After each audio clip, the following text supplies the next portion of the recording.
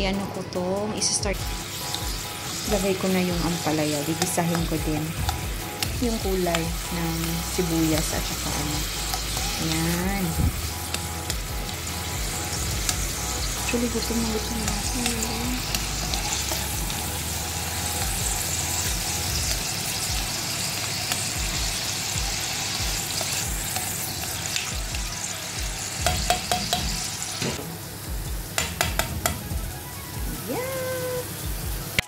Ayan, ganito na ang kulay ng ampalaya.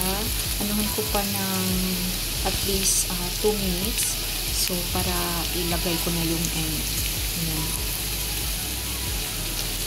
Yan ko muna. Yan ko muna siya ng at least 2 minutes.